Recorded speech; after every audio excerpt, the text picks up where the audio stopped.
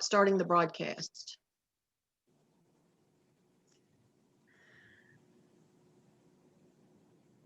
Okay, go ahead, Kathy.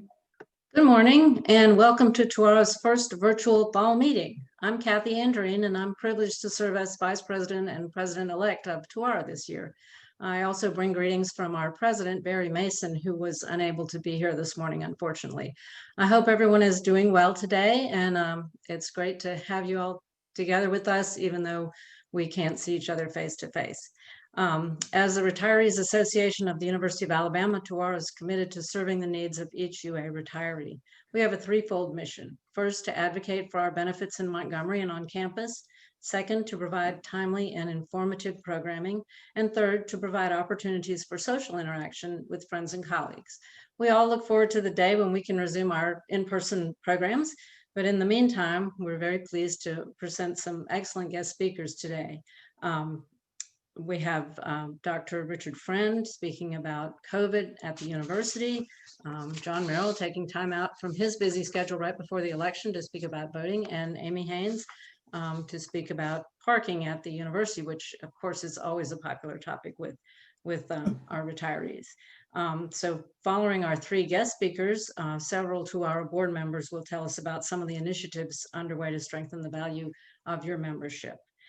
Just a couple of housekeeping notes before I introduce our first speaker. If you have questions for the speakers, please put them in the Q&A box at the bottom of your screen, and we will address questions at the end of each presentation as time allows.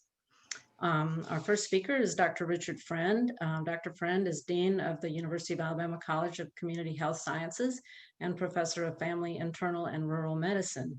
He's a physician with extensive administrative experience in family medicine at 2 universities, and he spent a decade in private practice. He's also a member of the UA System Health and Safety Task Force and is helping to lead the university's response to COVID-19. Dr. Friend, we thank you for taking the time to update us on the current status of the university's COVID response. Well, thank you so much for inviting me. It's a real honor. There's a lot to talk about and I don't have a lot of time. So I think we'll just start sort of at the beginning and let y'all know some of the major accomplishments and what's going on at the university. But as Kathy said, I'm a family physician. Most of my clinical experience is emergency medicine. So having a crisis I'm used to, which I guess is what I needed for this role. I was interim dean for a year before I became permanent dean. And certainly did not anticipate a global pandemic. And I think the university really has had to rethink everything we do, how we do it. And this journey really began in March over spring break when we began to transition our courses, over 6,000 courses to online learning. And that was done in the matter of 2 weeks, which is an amazing accomplishment in and of itself and really speaks to the leadership and to the commitment of all of the faculty and staff throughout the university. Of course, many of you have seen the news. We spent 6 months planning. Our first group to come back was athletics, and our sports medicine docs here in College of Community Health Science are the team physicians. And so we saw early on that those athletes had about a 5% positivity rate, asymptomatic positivity rate. And so we calculated with some epidemiologists that we needed probably 5% bed capacity for isolation and quarantine space for our residential students. And as all of you know, we have about 10,000 residential students, if you include the Greek life students. And so we set aside 500 beds, and sure enough, in the first 2 weeks, we needed about 350 beds. So many of you saw their universities close right away. I think they weren't prepared. I think, what I've learned, I've survived Hurricane Katrina, been through that. What I learned is that you can never prepare too much, and you have to be prepared for everything. And it's about the long game. It's about, for us in this college, it was about helping the university get the students back.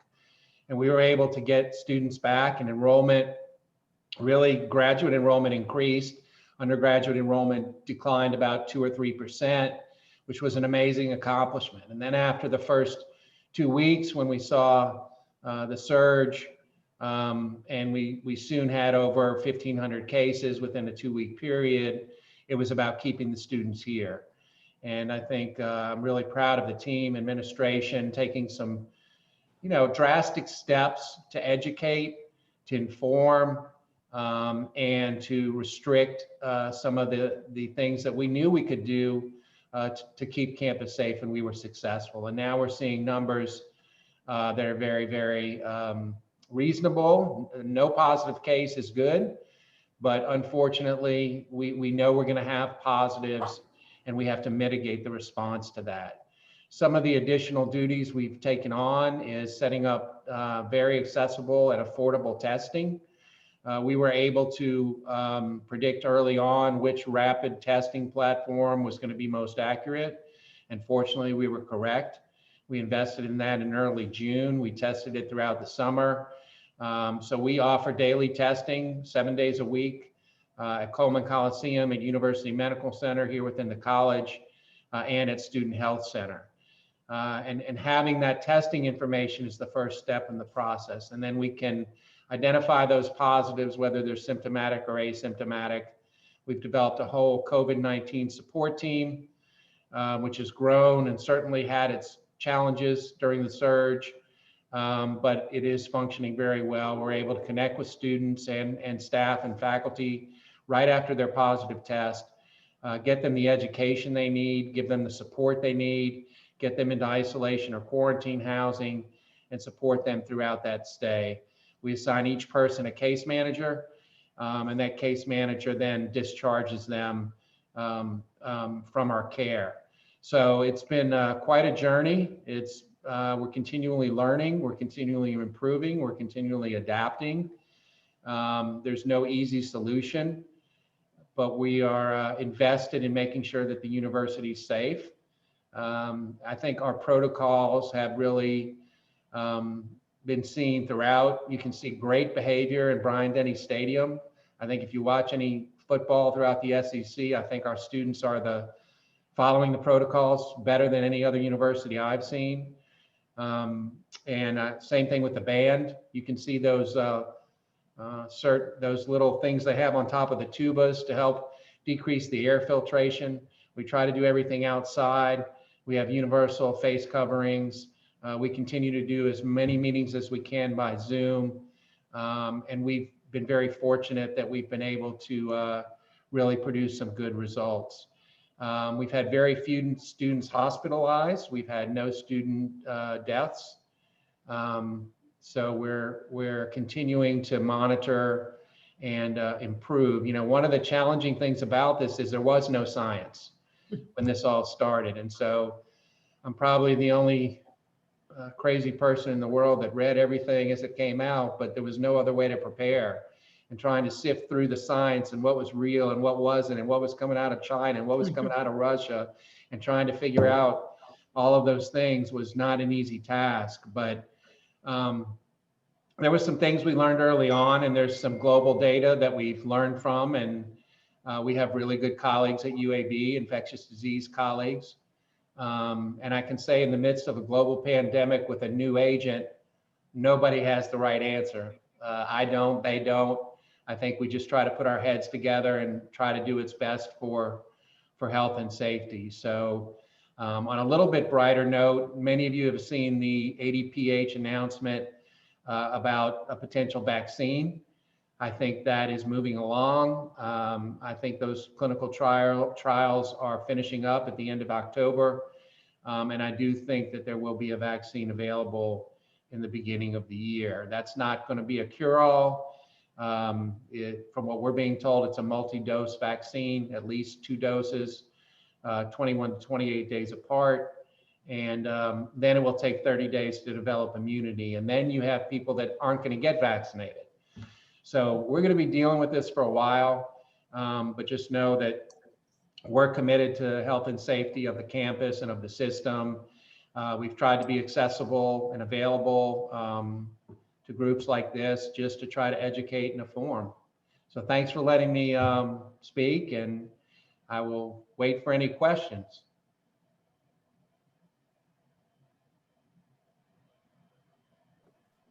Okay, Dr. Friend, we do have a question from one of our participants, and Catherine Davies asks, is the governor's mask action having a good effect? What more do we need?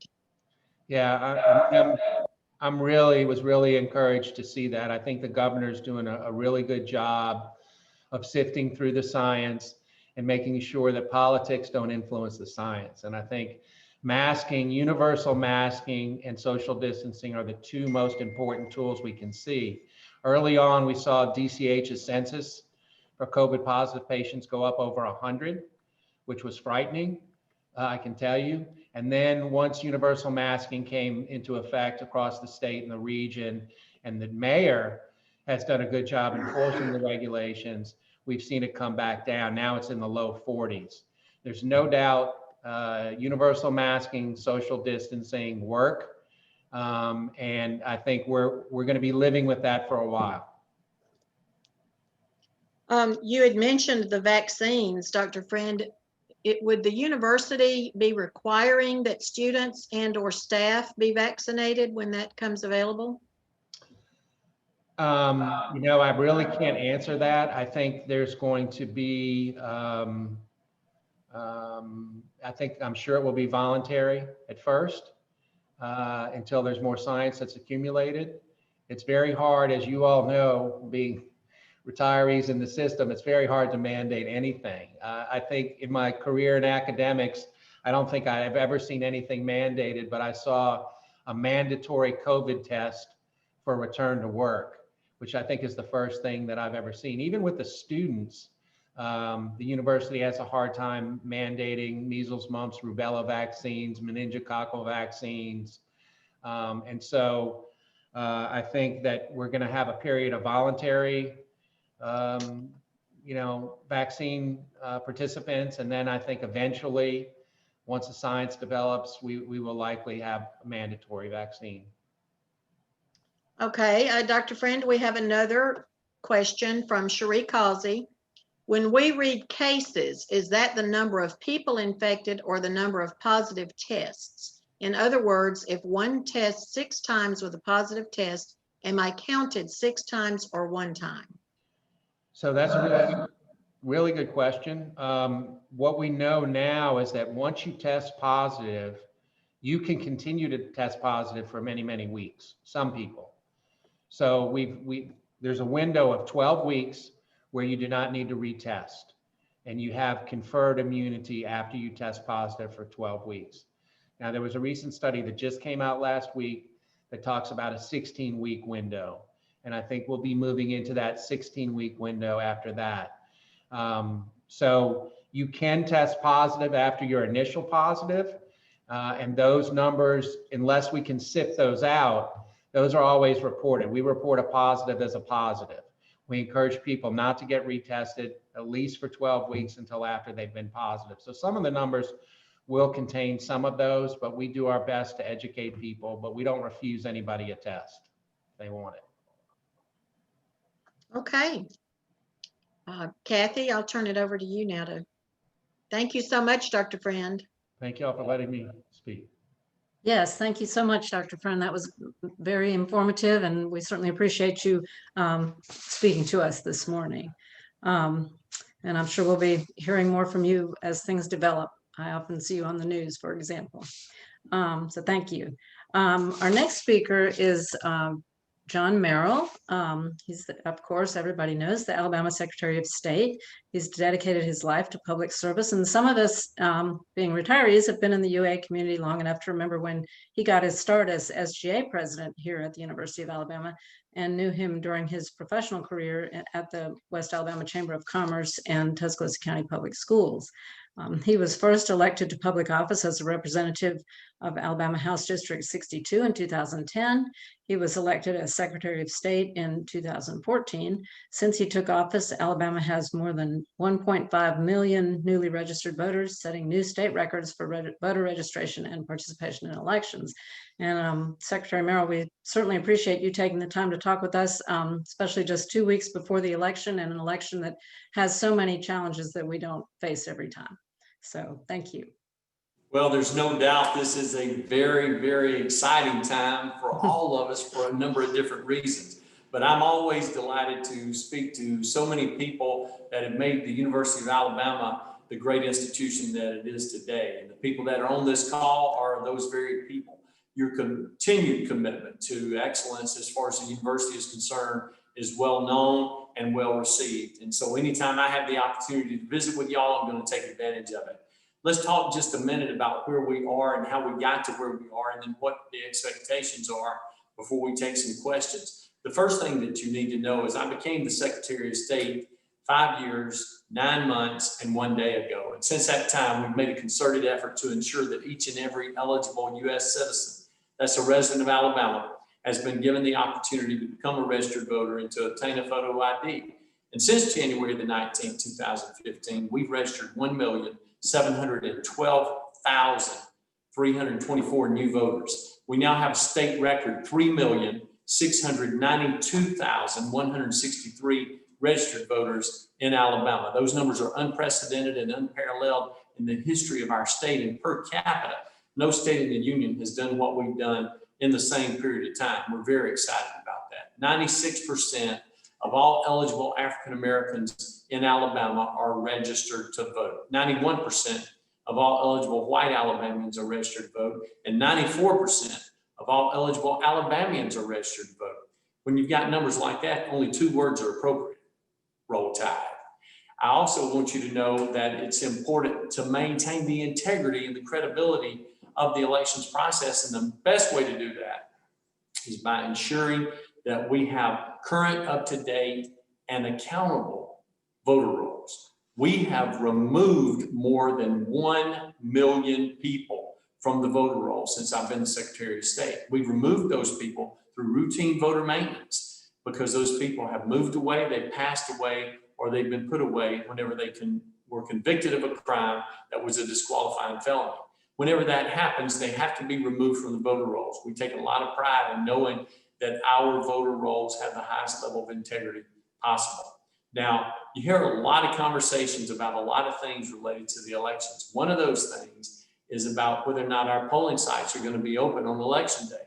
And all 1,980 polling sites in Alabama are going to be open on November the 3rd. When you go to your polling site, things that you will notice that are different if you've not been recently is that first and foremost, each and every poll worker will have a mask. They'll be provided by the state. Also, latex and non-latex gloves will be provided by the state. We also have the opportunity for disinfectant wipes and disinfectant spray to be used, and hand sanitizer will be everywhere for anyone that wants to take advantage of it. Now, you also should know that all of our polling sites will be cleaned prior to being used as a polling site, and they will be disinfected and returned to their pre-election condition once the elections are over. All of the things I just mentioned to you, we're providing at the state level. The counties, municipalities are not having to absorb any of that cost.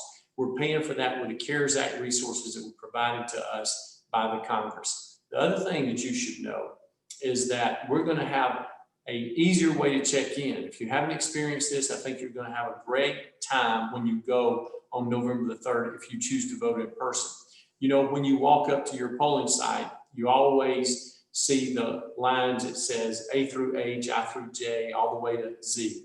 And no matter what time you get there, no matter what your name is, your line is always the longest line because that's the American way. But what you need to know about this time is that in 63 of our 67 counties, we're going to have electronic poll books. Now, what is an electronic poll book? An electronic poll book is an instrument that allows for a faster time for checking in. Actually, when you go in, you don't have to get in the lines like you had before. You go to the shortest line, no waiting. When you get up there, you give them your ID just like you have before. But when you give them your ID, instead of them flipping through those 8 inches thick of pages and trying to find your name, which you see 3 times before they ever see it, then you know that you can give them your ID and then they will scan it. And when they scan it on the machine, it will pull up your name immediately and it will lock you out of all the other equipment all around the room and in other places around the county. When you sign in with a stylus pen, we'll be able to check your signature against the one that's on file with the Alabama Law Enforcement Agency. And it's just a real secure and safe mechanism to use that also reduces your wait time some 60 to 75%. So we want to make sure that you're all aware of that when you go to the polls if you vote in person on November the 3rd. Now, a number of people have been more interested in voting by mail through the absentee process. Many of you are familiar with the absentee process. We've had it in Alabama for many, many years. As a matter of fact, we have the ability to vote absentee in person or to vote absentee by mail. Now, in Alabama, since we're an absentee excuse state, whenever you go to vote absentee, you have to provide a reason to vote absentee. And a number of people were concerned, well, there's no place on here for me to check that I'm afraid of the coronavirus or that I'm concerned that I may become ill. And so what should I do? Title 17-11-3 gives me as a Secretary of State the ability to assign a reason for all Alabamians to check on the excuse sheet. So we wanted to make sure that using Title 17-11-3, we were consistent. So we asked everybody to check box 2, which says I'm ill or infirmed and will be unable to appear at my polling site on election day. Now you should also know that if you're 65 or older, you do not have to provide a photo ID when you make application. But if you're younger than 65, you have to provide the ID when you make application for your absentee ballot. Once you've successfully completed that and you've submitted it to your local absentee election manager, in most cases, that's the circuit clerk in your county. In Tuscaloosa County, it is with Magera-Bobo. Then your application will be received, successfully processed. They will mail a ballot to the location where you asked them to send it. Your application has to be turned in no later than Thursday, October 29th, next Thursday. And it has to be done by mail and received by the office that day, or it has to be done in person that day. Now, when you're returning your ballot, you have until noon on election day if you have mailed it. But if you return it in person, it has to be there by the close of business on Monday, November the 2nd. The reason for that is because we have to make sure that everyone knows that there's a deadline that has to be adhered to so all the votes can be counted and all the votes will be processed accordingly. Now, most of you that are familiar with the absentee process knows that those votes usually begun being counted on election day at noon, but we received a special order from the governor that allows us to start counting those votes at 7 a.m. on election day, the same time the polls open. So these votes will all be counted by the end of the day because we provided additional workers and additional tabulators. That's the voting machine there at those sites. And so at that point, all those votes will be recorded and they'll be the first votes reported that evening on November the 3rd. Now, if you have any questions for me, I'd love to entertain them, but that's a brief overview of where we are right now and all the things that are currently ongoing. I will tell you this. A lot of people have wondered how people would respond to the absentee process. The largest number of votes we've ever had in the history of the state by people responding through absentee was in 2012 when President Obama was reelected. And there were 89,000 votes that were counted as absentee votes.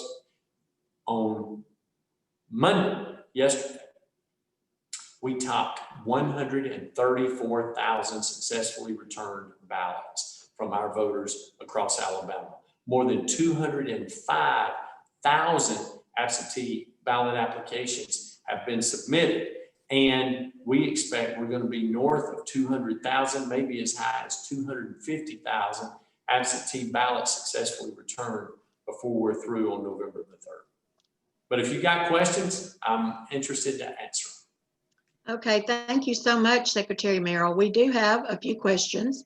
The first one comes from Catherine Davies, and she says, thank you for creating the search function on the website for tracking our absentee ballots. If we want to make sure that we can vote more easily in future elections, no excuse absentee, etc., how do we do that? Is this up to the legislature, to the governor, to you in any way? No, ma'am, it's left up to the legislature, and in order for that to occur, there has to be a bill passed that would allow for no excuse absentee, the removal of the signature requirements, early in-person voting, all of those things that are typically asked as questions. Those are matters for the legislature to address. Okay, thank you. From Lee Pike, what happens if signatures are not read as a match, even though legitimate? Well, that is determined by the local absentee election poll workers and team. And that is done on election day. And if there is a concern, it's addressed by those individuals at that time because that is a local issue. Okay, from Julia McAdams, will social distancing be enforced at in-person voting at the polls? It should be because it is a best practice as advised by the Center for Disease Control, Dr. Scott Harris, who is our state health officer. And in the recommendations that we provide to the probate judges is they're training their poll workers to make sure that things are done right and well. Okay, thank you. From Cherie Causey, please repeat the deadlines for receiving and returning absentee ballots. The last day to make an application for an absentee ballot is Thursday, October the 29th. You can actually download an absentee ballot application from our website at alabamavotes.gov. It comes in a blank form, which you can print off and write your information on, or you can complete it as a fillable PDF, print it out, and send it in to the address that's also available on the internet, where we can tell you where it should go so your vote will be processed, your application will be processed quickly so your vote can be counted as soon as possible. Okay, we don't have any more questions at the moment. Thank you so much for joining us and providing this very valuable information. Thank you for having me as your guest. And look, if any of you have any questions for me outside the broadcast today, please write down my cell number. It's 334-328-2787, 334-328-2787. Call me when it's important to you. It doesn't matter if it's convenient for me or not. I'll respond as soon as I can. And thank you for all the support you've given me throughout the years. And have a great day. Thank you. Okay, Kathy, I'll turn it over to you. Okay, well, thank you, Secretary Merrill. That was very interesting, and hope everything goes smoothly for the next couple of weeks. Our final guest speaker is Amy Haynes. She's Associate Director of Parking at UA, a native of Charleston, South Carolina. She's worked in higher education for more than 20 years. She began her career at the University of Georgia, where she worked for 8 years before moving to UA 12 years ago. Amy will talk about a topic that's always of interest to retirees, and that is the latest information about parking on campus. Of course, most of us haven't been parking on campus so much lately with COVID, but we're looking forward to a time when we will be parking on campus. So, Amy? Well, thank you for that introduction. Yes, parking always seems to be a very hot topic.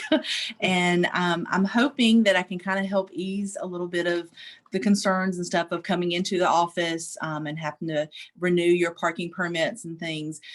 We this year and going forward, our parking forms are on our website. And that website is just bamaparking.ua.edu. And if you go to that website, there is a link down there that says parking forms. And when you click on that, it's going to list all of our forms. And one of those forms is our UA retiree parking form.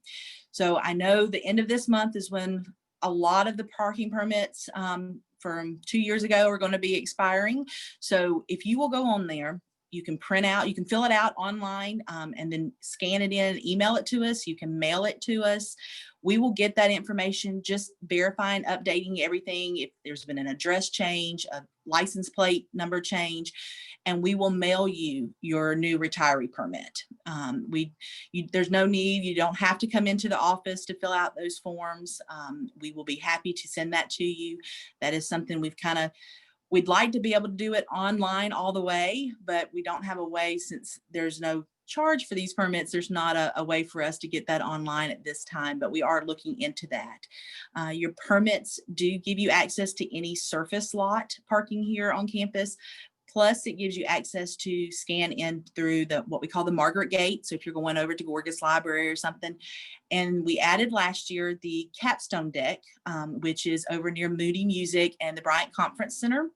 There is a barcode on your permit, and I've got one here.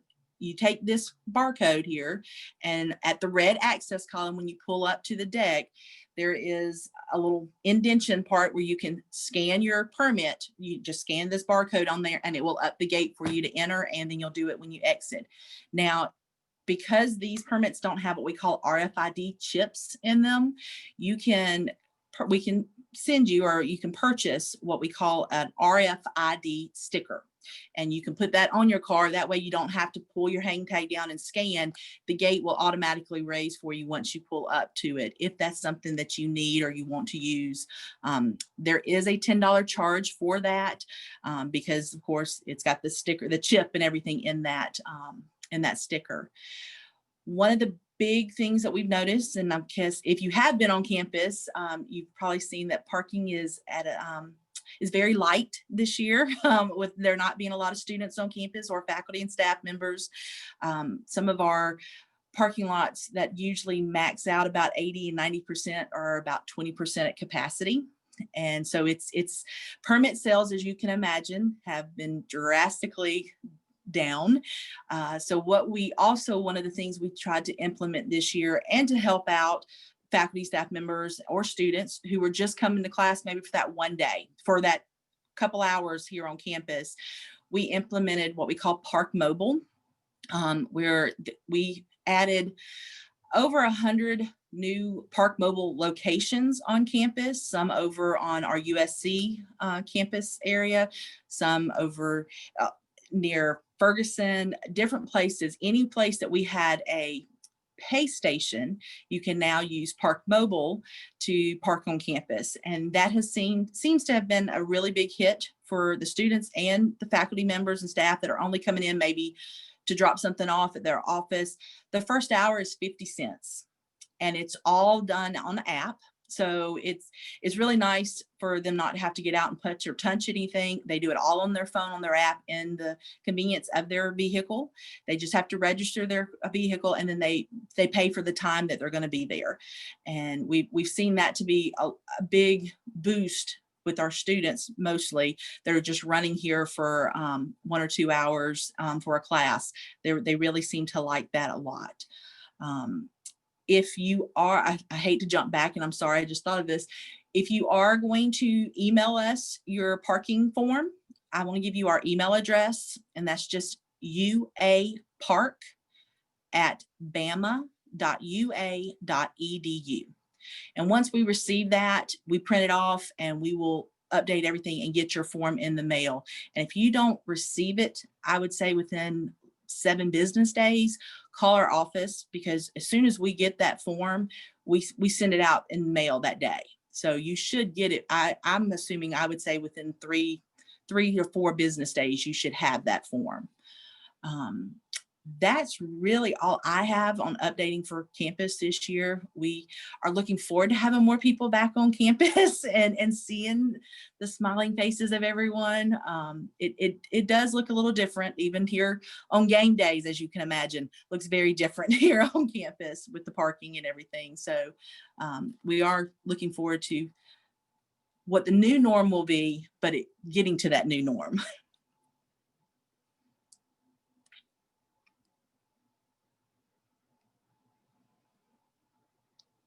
So are there any questions? Don, I think you might be muted.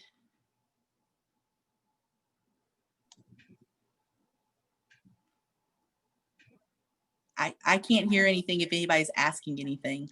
Yes, I'm sorry, Okay. Amy. I do have a couple of questions. Okay. Cherie asked that you repeat the website for returning the parking form. Okay. The email address to return the form to us is uapark, PARK, @bama.ua.edu. Now, our website address to actually find the parking form is bamaparking or bamaparking.ua.edu. Okay, thank you. Also, Amy, I wanted to mention that last year when you spoke to us, you told us about that scanning that our hang tag at that new deck over by Moody in the Bryant Center. And I tried it after that and mine did not work. So do they have to be issued after a certain time for that to work, or? Because and that was just for last year. So you should be working now, because we had to actually manually go in and add for the over 1,000 retiree permits that had, I believe, the 19 date on there that were still valid through this year, through to the end of this year. Because when we set up the program, we originally did not have the capstone deck set up on there. So we had to manually go in and do that. We found that out after trial and error, unfortunately, but you should have no problem now going forward, because it took all of us going through all of those to manually add that deck to each one of those permits. Well, thank you so much, Amy, for taking your time to speak with us today. And I'm going to turn it back over to Kathy now. Okay, yes. Thank you, Amy. That was very helpful. And I know people are very pleased to know they can renew their permits by mail or by email rather than going in. So thank you. And I hope you have a good rest of your day. Well, we appreciate all of those guest speakers. They were great. And but we also would like to hear from some of our members of our executive board to let you have some updates on what TUARA is doing to continue to meet the needs of our members. So we're going to hear from 3 of our board members: Pam Pruitt, who's Vice President for Membership, Debbie Lane, who chairs our Legislative Committee, and Carolyn Dahl, who is heading up volunteer opportunities. So I'm going to turn it over to Pam at this time. Good morning, University of Alabama retirees. I'm Pam Pruitt, the Vice President of Membership for TUARA. TUARA is an organization that's devoted to the needs of retired UA employees. It is composed of members from across the University of Alabama's faculty and staff, and your membership is important to the mission of the organization. The priorities of TUARA are advocacy, support, social events, and information. TUARA advocates on behalf of retirees for benefits and services through the Alabama Education Retirees Association, state and local governments, and the university. Provides support to the university and to the community, provides opportunities for members to socialize with friends and former colleagues, and provides information to members on topics ranging from insurance to campus parking, as we just heard, as well as communicating about TUARA programs and activities. On campus, TUARA stays involved in current activities through representation on several committees: campus safety and security, faculty and staff benefits, parking and traffic, professional staff assembly, intercollegiate athletics, university recreation, and the United Way. In addition, TUARA awards the Robert E. Witt First Generation Book Scholarship to 4 outstanding students each year. Honors an outstanding retiree annually and recognizes the value of community partnerships. We are planning a number of virtual events this fall and look forward to returning to in-person events as soon as possible. A list of benefits to UA retirees is available on the University of Alabama's Human Resources website at hr.ua.edu/benefits/retirement. The link is Retirement Frequently Asked Questions. Our newsletter is sent electronically twice yearly and posted on our website at www.tuara.ua.edu. We are in the process of updating our website to ensure that retirees are updated regarding TUARA's priorities and upcoming events. TUARA also has a Facebook page. Please view, like, and share our Facebook page to view current information regarding TUARA. If you're not a member, please join. If you're already a member, please renew your 2020-2021 membership. The TUARA membership application was recently mailed to UA retirees this month. The application can also be found on TUARA's website by clicking on the membership application link. TUARA has recently created a PayPal account to make it even easier to join or renew your TUARA membership. The address is tuara2021@gmail.com. tuara2021@gmail.com. Please renew or join now to enjoy the many benefits of TUARA. Thank you, and roll tide.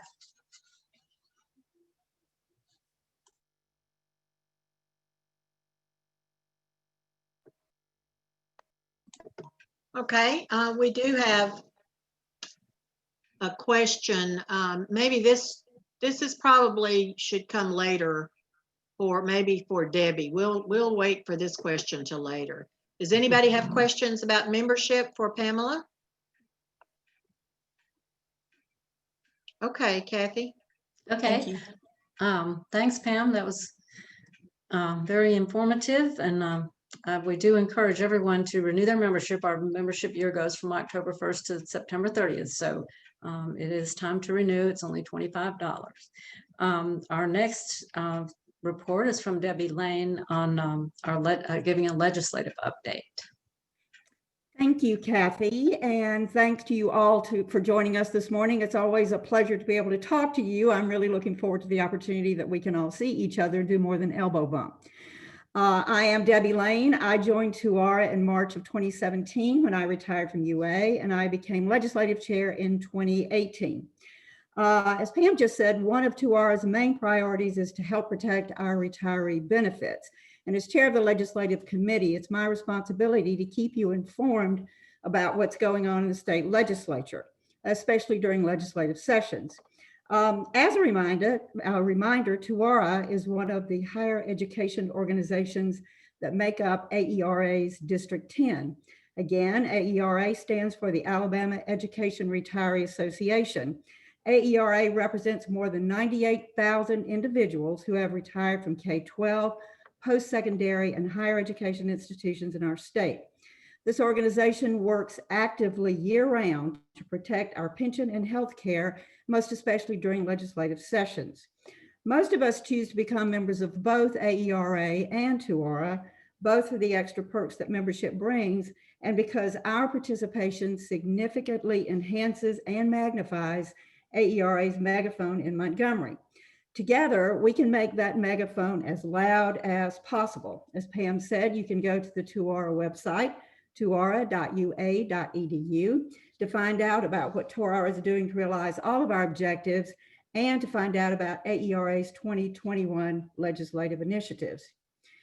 When it comes to our health care and pension benefits, it is vitally important that we all, every one of us, be seen and heard, to remind our legislators of our ongoing contributions to the state and our voting power, and to remind them that we pay attention to and remember how they vote.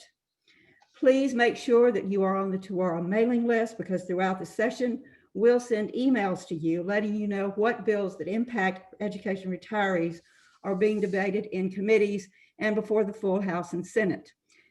These emails usually ask you to contact one or more members of our Tuscaloosa delegation or other legislators to express your support for or against a specific action. If you have a personal relationship with a legislator, that's even better. Maybe you talk or took a class with them. Maybe you go to the same church, or you're a member of the same civic organization. They may even live in your neighborhood. But the goal is to let them know that you care, that you are paying attention, and that you will remember what they did when you vote. In fact, you can start now. Let them know that you're an active member of TUARA and that you're looking forward to interacting with them regularly when the legislature starts meeting again in January 2021. Don't worry if you've never advocated before. The TUARA website provides tips on how to advocate effectively and provides a list of contact information for the Tuscaloosa delegation and the state legislature. We'll even provide talking points, as those of you who know me know, so it'll be easy and quick for you to reach out in a way that is comfortable for you when the time comes. Throughout the year, and especially during the legislative sessions, 3 things are important to remember. Your voice matters. Your voice will make a difference. And if legislators don't hear from you, they assume you agree with their vote. Studies show that hearing from as few as 10 constituents can impact a legislator's vote. There are a couple of things I'd like you to remember as you talk to people, and especially legislators, about retiree benefits. We very much appreciate the legislature's commitment to fully funding TRS and PHIP. That is critical. Those 98,000 education retirees that we talked about earlier, most of us live in the state. It's home, and it's a good place to live. At the end of the day, regardless of how long we've been retired, we are consumers. With our state pensions, we buy shoes, clothes, groceries, and medicine. We pay mortgages, water bills, and electric bills. We used to eat in restaurants, and we do shop online. The businessmen and women of our state directly benefit from the fact that we patronize their businesses safely and even during a pandemic. Every day we pay sales taxes, and every year we pay property taxes, which means we contribute to the state's coffers and support the growth of the state's economy safely and even during a pandemic. We also volunteer, as Carolyn is going to tell you, thousands of hours of our time, extending the reach and impact of services and projects that stretch and enhance the state's ability to take care of our most vulnerable citizens. In fact, in 2019, education retirees contributed the equivalent of more than $9 million in service and volunteer hours. We continue to give back to our communities in valuable and sustained ways, safely and even during a pandemic. We hope that legislators and members of the community recognize the many direct, indirect, and positive impacts that retirees have on our state every day and every year, safely and even in a pandemic. So let me encourage you to be an active participant in protecting your pension and healthcare benefits in Montgomery. Remind your friends, by the way, who have moved out of state, that they also continue to have a vested interest in what happens in the Alabama legislature. They can and should communicate with the Tuscaloosa delegation or any legislator. The session will start January 12th, 2021, and will end at the end of March, because this is an election year. I don't have AERA's 2021 legislative priorities yet, but I expect that we will continue to advocate for supplemental pay, even in the form of a bonus check or regular COLAs. Of course, both of those require the identification of a regular sustaining funding source, and AEA is also working toward that. In conclusion, let me say to you again, we can make a difference, but we have to be heard. So let me thank you in advance for your active participation. Let's be too loud to be ignored, safely, and even in the middle of a pandemic. Thank you. Okay, thank you, Debbie. We do have a question from Catherine Davies. What should we be doing about checking our Medicare Humana coverage at this time of year? Should we call PHIP, Humana, or both? That is not a question I can really answer. I'd probably start with PHIP. I will say to you, I think they will tell you, though, that you need to stay with the PHIP Plan B, and I'm giving out medical advice, which I'm not qualified to do. So start with PHIP. I would call PHIP in Montgomery, Catherine, I'm sorry, and I'd check with them. Okay, I don't see any more questions for you, Debbie. So Kathy, I'll turn it back over to you now. Okay, well, thank you, Debbie. As we've said, both Pam and I have said, the advocacy is TUARA's top priority. So what Debbie's doing is very, very important to us and to all of us, because there's nothing more important than our pensions and our health care coverage. And so our next speaker is Carolyn Dahl, who is going to speak about volunteer opportunities.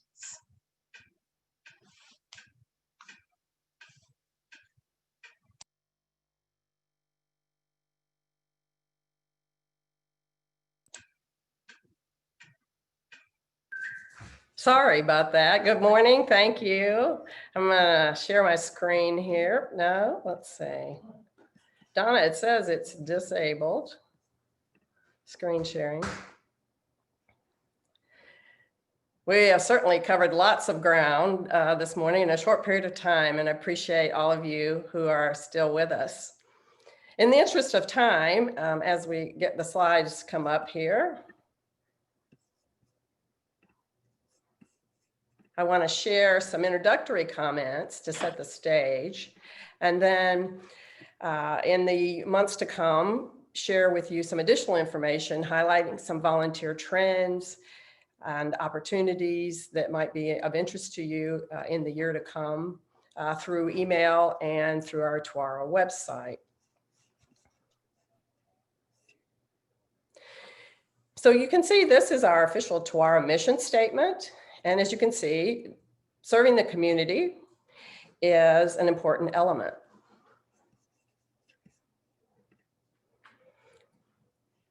Historically, retirement is seen as a time for rest and relaxation. But in reality, most of us think more of retirement as a whole new chapter of life. Freedom from many work responsibilities translates to freedom to pursue new options and explore new ways to volunteer. Retirees often turn to volunteering to find identity and purpose in a time when we will finally have the opportunity to do the things we couldn't quite seem to fit in while we were working and raising families, things like traveling and reading or hobbies, and yes, volunteering.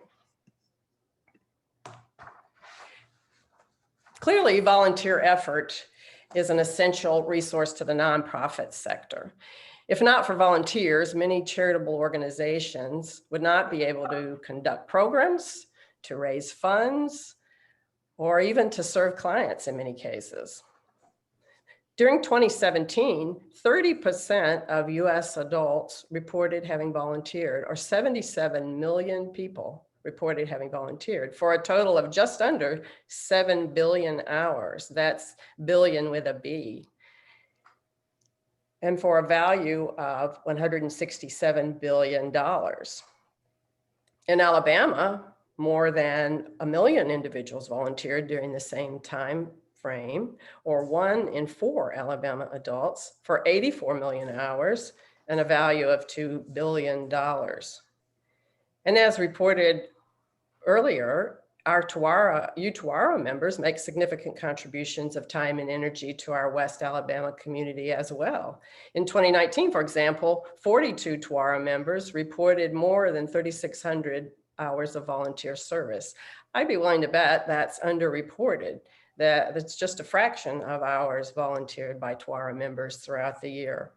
As Debbie pointed out, we report service hours to the Alabama Education Retirees Association, which in turn uses that data to demonstrate the economic impact that retirees have on our state, continue to have on our economy. Those 3,600 hours translate to more than $87,000 worth of economic value.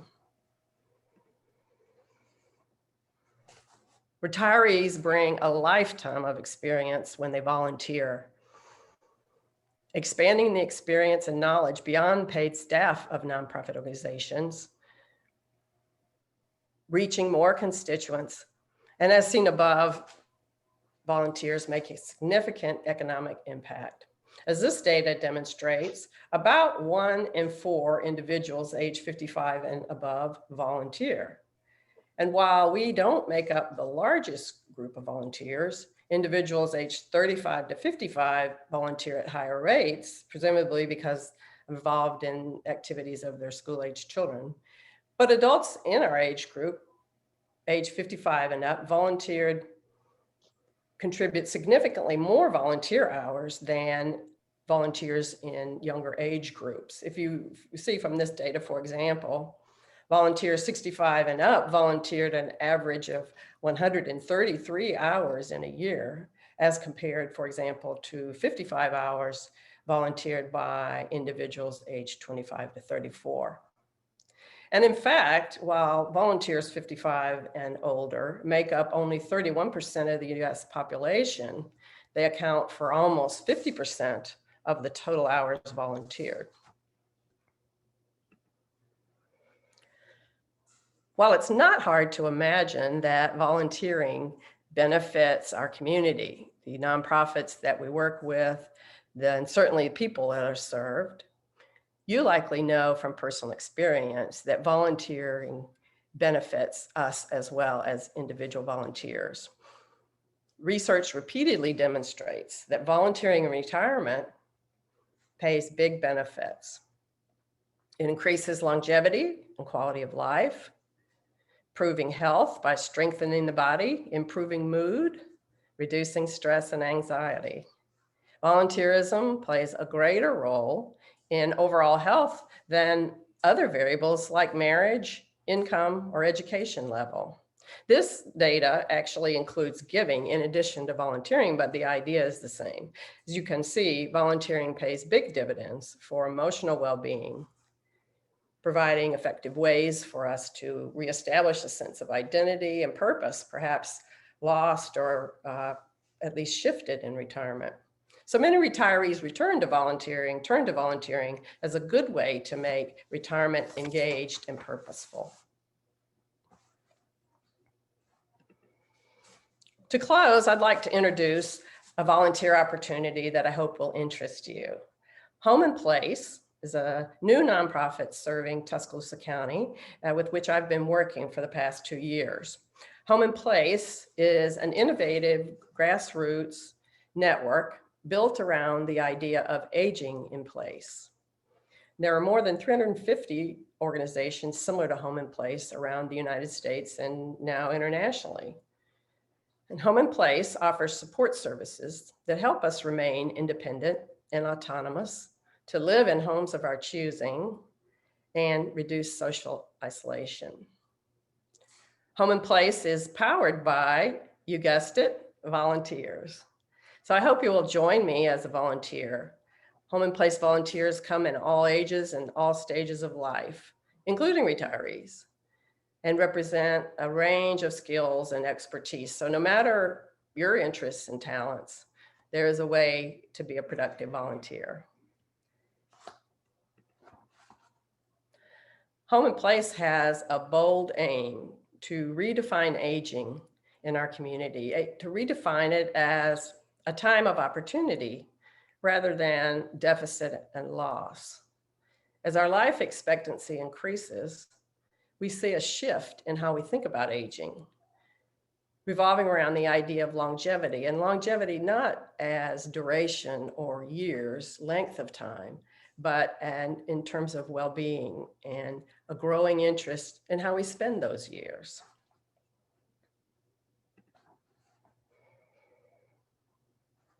To learn more, I invite you to go to our website, homeandplace.org/volunteer. There is even a volunteer application there on the website.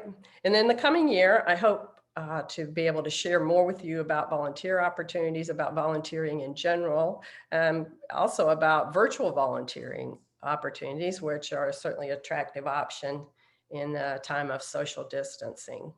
So again, thank you. I appreciate your time, and I'll be in touch. Okay, thank you, Carolyn. We don't have questions from the participants, but I did want to ask how the COVID crisis has affected your volunteering and what kinds of things that you're being able to do now to counteract that. You're speaking about volunteering in general or in terms of Home and Place? For Home and Place.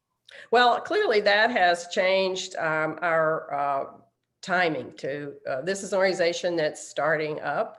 And so most of our volunteering right now is not involved in going into people's homes or actually in personal contact, just because of the circumstances. But our volunteers are working to set up the organization, we've worked on setting a website, on doing fundraising and that sort of thing. We hope to, and none of us knows when we'll be able to do those more interpersonal activities, but we are in the process of hoping to plan activities where we work in some outdoor settings, perhaps using some students, recruiting students as volunteers, and with the eye on the time when we can again begin to serve people one-on-one. Okay, thank I you. do think that I have noticed that there are lots of volunteer opportunities in a virtual setting from other organizations. So I'll be sharing those as the year goes by and as people are interested. Great, thank you. Okay, Kathy, I'll turn it back over to you. Okay, well, thank you everybody for Zooming in with us today, and hope that this was a helpful and informative program. Donna, did you want to say anything about any upcoming programs? No, I will send that information out to the group. All right. Well, we are planning to have some more virtual events, and we hope that you will join us again for those. So watch for the emails. Check out our website at tuara.ua.edu, and please like us on Facebook. Just look for the University of Alabama Retirees Association and follow us there. Thank you, everyone.